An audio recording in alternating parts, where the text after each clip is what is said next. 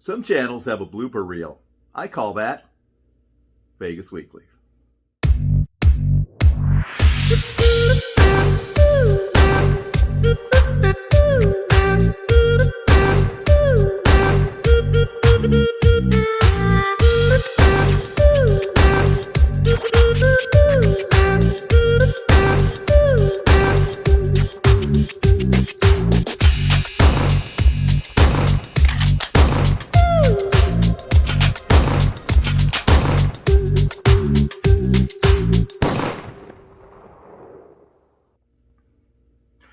All right, so welcome back to Vegas Weekly for Saturday, July the 3rd, 2021. It is indeed the 4th of July weekend for those of you who have weekends.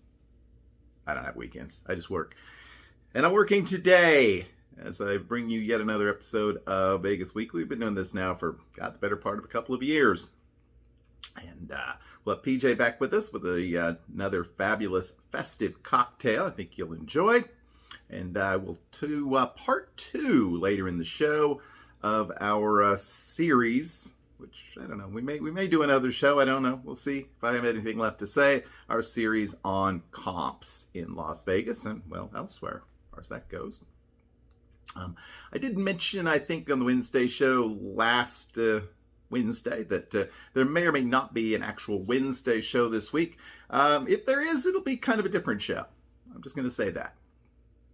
If you want to know anytime that we release a new video, you can just click that notification bell and, hey, find out. I usually have an option to be notified for any videos or some videos or none at all. So this would be the week to click the bell just so that if we do send you some surprise stuff this week, you'll get to see it. So there you go. Speaking of things that you all saw, Wednesday's show was the biggest show we've had in quite some time. I guess controversial topics and clickbait work sometimes. I decided that this week we're going to not talk about other vlogs, but a topic came up that I did want to touch on just within the last 24 hours or so. And I will do that briefly. There's not a whole lot to talk about today in the news. Yeah, I mean, we kind of shot our wad last week, so to speak, with the Resorts World opening.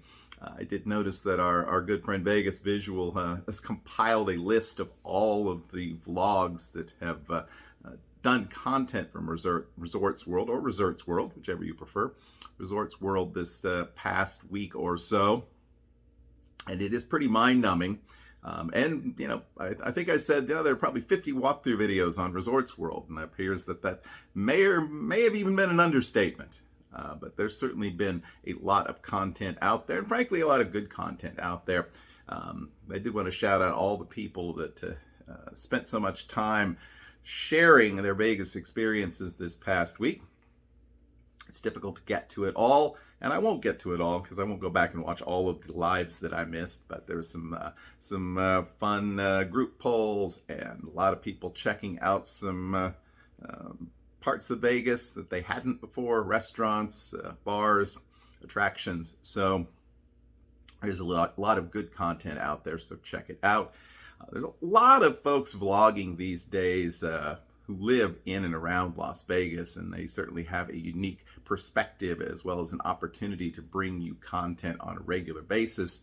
I do not follow or watch a lot of those videos.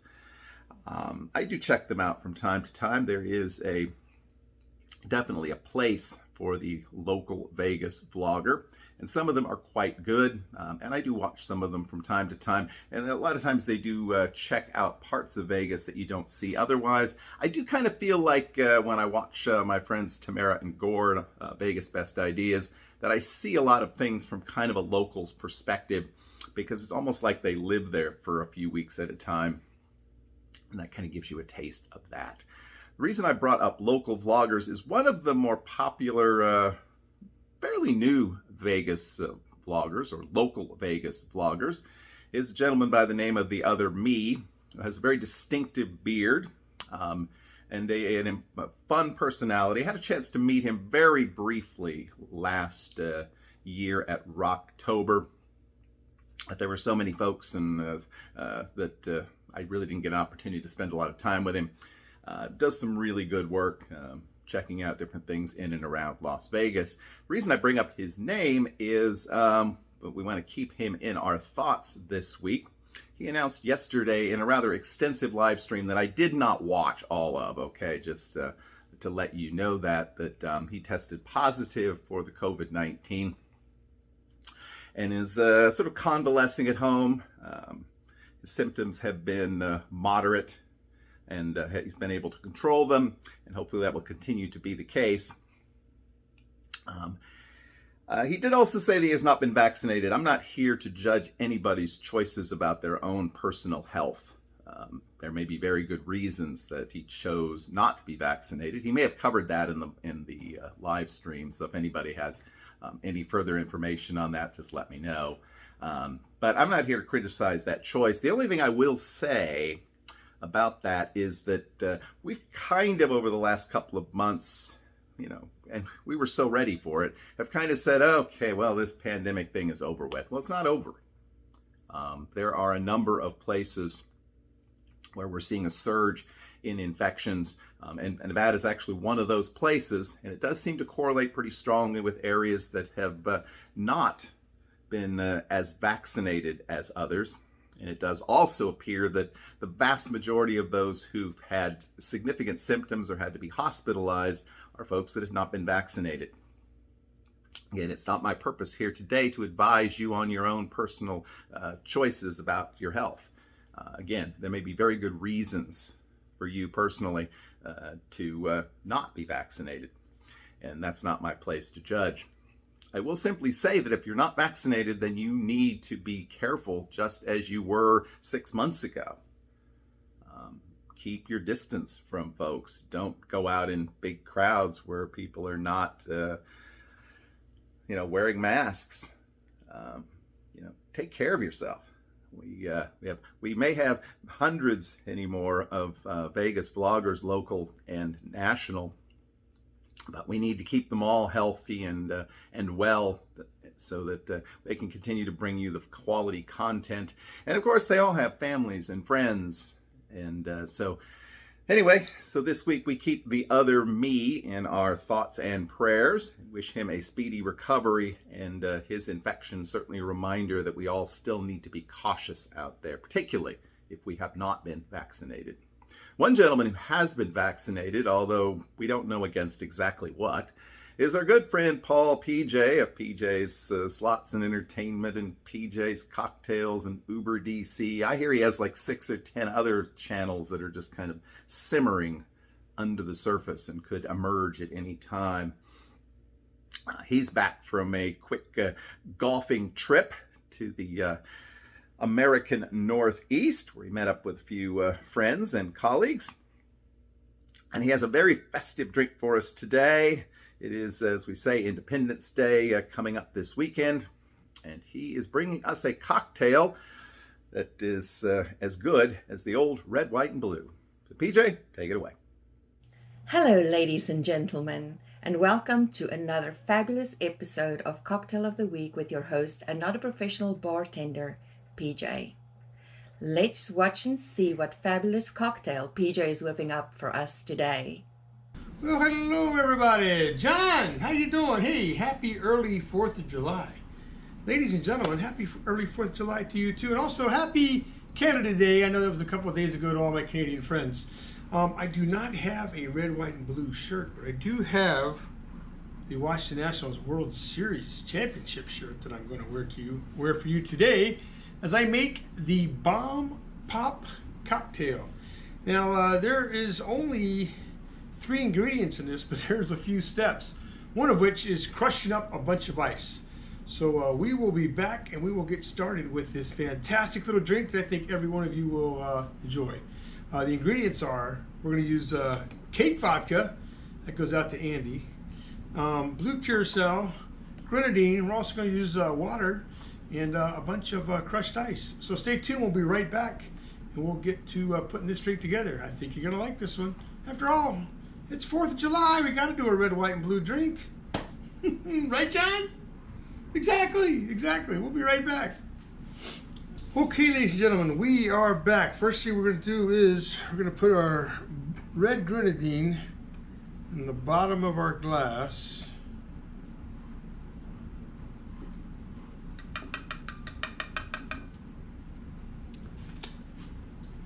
The reason for that is it's going to rise up once I start putting in the crushed ice, which we're going to do now. This is going to be interesting. I'm not sure how. I'm going to try to do this without splashing. It's going to be messy, but it's going to be delicious.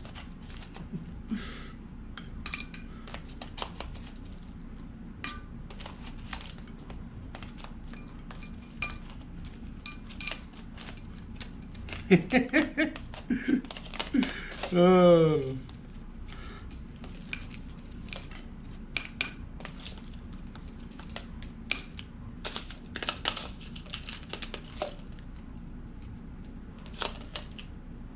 All right, we'll see how that goes. It's gonna be love, ladies and gentlemen. All right, next thing we're gonna do is we're gonna add in our 1 ounce of cake vodka.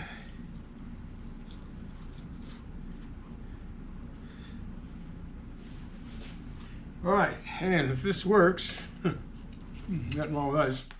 But now we're gonna put in our blue curacao and water mix.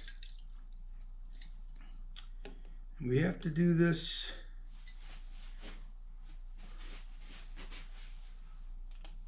slowly, hopefully for the effect. So let's see how this will work.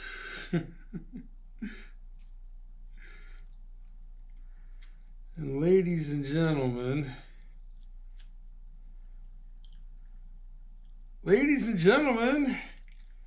it looks like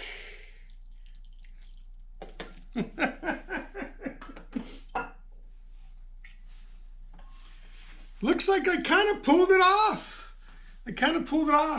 John, what do you think? Here we go with the Bomb Pop cocktail, ladies and gentlemen. It's kind of supposed to be red, white, and blue, but hey, happy 4th of July, everybody. Happy 4th of July, everybody.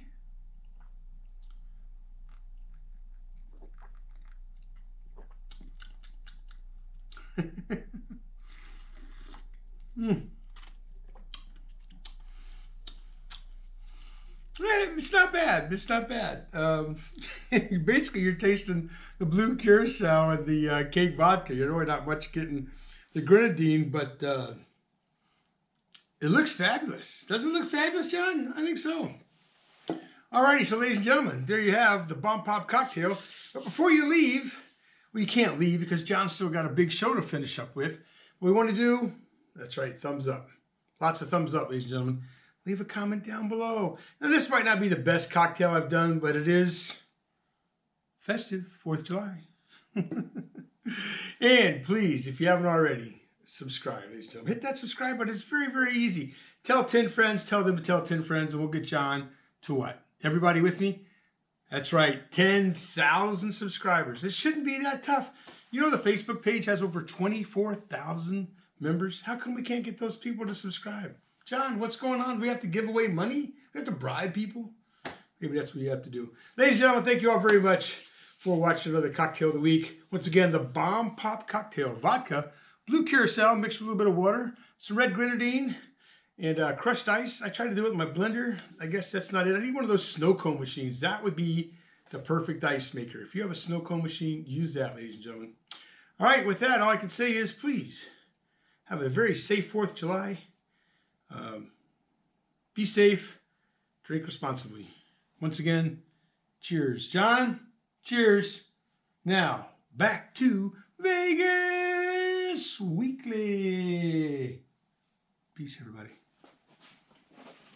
Hey, also, ladies and gentlemen, I'd like to thank Coach Mo for standing in last week with a fantastic cocktail. Thank you for watching Vegas Weekly and Cocktails of the Week. Stay tuned for another fabulous cocktail coming up soon. Okay, thank you, PJ. Many of you know of my deep affection for blue drinks, as well as for some of you may not know my deep affection for grenadine. It's the ultimate trick ingredient in any cocktail. Something doesn't taste good, just add a little grenadine, it probably will. And of course, my relationship with vodka is perhaps far too well known to people on this channel. So thanks for sharing that cocktail. It's got to be a little bit tricky to actually make. I think after you make it and you show it to people, you can probably mix it up. Maybe taste better. I don't know. Might be kind of a weird color though. Anyway, thanks to PJ for that. As a reminder, hey, if you want to be a Cocktail of the Week guest mixologist, you can always shoot me a line at my email, which I will put right below here somewhere, probably right now. And hey, let me know. We have to give PJ a break from time to time. He's getting a little older and he needs his rest. All right. So last week we did a 5-minute spot where we just talked about comps very quickly. There were a few points that I wanted to cover yet this week that I think have some value. Okay, we talked about how important it was for the casino to know that you're there and that you're playing. We also talked about the need, if you want comps, to concentrate your play in certain casinos on certain days. Don't play a little bit here, a little bit there all the time, because it will dilute the apparent value of your play. There are instances, though, where you are there and the casino knows you're there, so there's no point in those situations to try to necessarily concentrate your play. If you booked a hotel room through your player's card, they know you're there. So even if you only play one day, they're going to take that one day and divide it by the 3 days that you were staying in their property. So you can't really trick the hotels where you're staying. And keep in mind, if you use your player's card for anything, whether it's to redeem some comps or to, I don't know, maybe even check your balance. I'd have to, if somebody knows if, just swiping it on a machine and checking your card balance, I suspect it would sort of say, hey, JR's in the house. So let's start tracking his play today. So be careful, because you may very quickly generate a day of play without knowing it. And again, the trick of concentrating your play doesn't work if you are staying at that property under that player's card already. May seem obvious, isn't necessarily obvious to everybody. So hey, maybe you have your wife book or partner book the room under their name, and then you could probably still pull off the little concentration trick. I also mentioned that you should always use your player's card. Well, maybe not always, and it's for the same reason. If you're only going to play a little bit, like let's say you are leaving town, and you've got a few hours in the morning, and you just thought, well, I'll just hit up a couple of random casinos, take a few 20s and see what I can do. That might be a good time not to use your card, because again, it's going to dilute your play. You're not, well, we don't know, maybe you are, but you're not a person who plays just $20 a day, okay? But if you play $20 and you use your card, it's going to make you look more like that person. It's also going to therefore make you look less like someone the casino wants to offer money to. Keep that in mind. That may be a time you do not want to use your card. Now, if you're not concerned about getting room offers or comps above and beyond your points that you earn on the card, well, hey, go ahead. All right, there's a few other couple of little comp tricks that I wanted to share. One of them was brought to mind earlier today when I had a brief conversation with my good friend Mark, Pennies for Vegas, one of the high rollers out there. A kid, of course. But it reminded me of an old trick that I think still kind of works. Okay, if you go into a casino and you either have never been there, like say Resorts World, for example, or Virgin, or any of the newer properties in Las Vegas, and you don't have a history of play, or you just don't go into a casino where you have no history of play, period. One way to maybe make it look like you're a bigger player than you are is to increase the average size of your bet. So let's say you're only going to play, let's say you're going to play $100, win, lose, or draw, or maybe $100, double or nothing, whatever it might be. In my opinion, and again, throw me some feedback in the comments if your experience has been different. Mine has not, actually. You are better off playing a higher denomination for fewer hands or spins than a lower denomination for a longer period of time. Now, that may not be the best outcome in terms of your winning and losing, although given the fact that you're much likelier to be lucky in the short run than in the long run, I think it probably does help you, but there certainly would be a lot of times that you would go broke quickly.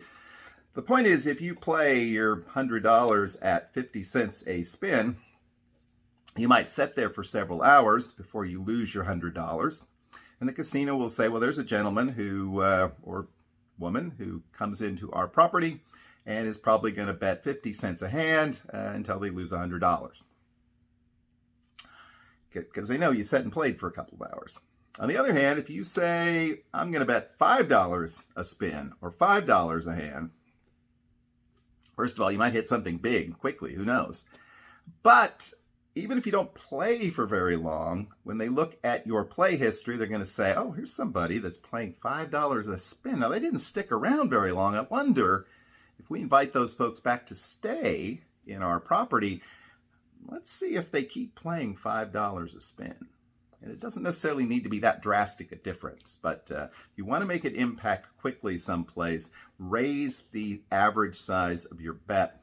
Even if you end up playing over a shorter period of time, it may attract the attention of, probably isn't going to attract the attention of a host or anything, but it'll probably pop up a flag somewhere on the computer and say, hey, let's get this person back so they can lose more money more quickly. So that's one thing to keep in mind. I did notice this week there's been a lot of sort of scuttlebutt about Resorts World and them trying to attract gamblers, particularly high rollers. I know, again, I've gotten offers from them, so I assume some of my high rolling friends, like Pennies, has also gotten offers. Well, they weren't really very good offers, but I didn't expect that much. But in any case, there's been quite a bit of discussion about them attracting hosts and bigger players from some properties. I know Wynn was specifically mentioned. That's a nearby property, I'll advise. And it brought to mind, there was also discussion there that one of the reasons you see room rates listed so highly at some of these newer properties is it gives the casino an opportunity to show a new player how valuable they are by giving them a free room. I've always thought, for example, that Caesar's Palace was a very overpriced property. That's a nice place. I like Caesar's Palace. I've stayed at Caesar's Palace. But I've always thought that when you look at the hotel rates, that they're a bit high. And I think the reason they're a bit high is because a lot of their best players get comped at that property. And so when you go look at it, it makes it look like you're getting more than you would if the prices were more reasonable. There's some speculation that's what's happening at Resorts World, and it's happened a lot of places. It used to always be the old hotel coffee shops, and one of the big comps you could get is a coffee shop comp for X number of dollars, or, just for two, you can spend as much as you want. And the prices were high if you had to pay retail, but they were also high because it gave the player the perception that they were getting more than they really were. So what does that mean for you? Make sure that you evaluate the value of the comp based on what it's worth to you, not what the casino says it's worth, because those are not always the same thing. So, doesn't mean you shouldn't stay at Resorts World or Caesar's Palace or eat at the coffee shop. It just means you should be aware that from time to time, the casinos and the players' clubs like to sort of play with those numbers and make it look like you're getting even more than you are. All right, speaking of getting more than you plan to get, the show, of course, ran a bit long again today. So we'll try to work on that. Hopefully you got some good information off the program today. Had a little bit of fun. Took a few moments out of your busy weekend, and we certainly appreciate that you did. As the little blurb right at the end tells you, please like, comment, subscribe. We aren't quite to 10,000 subscribers yet. We did hit 1,600 this week, so that was kind of cool. So the next step, 1,700. So tell your friends if you enjoyed watching the show and watch what we do here today. We'll be back probably sometime midweek, and if not, we'll certainly be back next Saturday with an episode of Vegas Weekly. Until then, I hope you have a great, lucky, and healthy week, guys. See you soon. Bye-bye.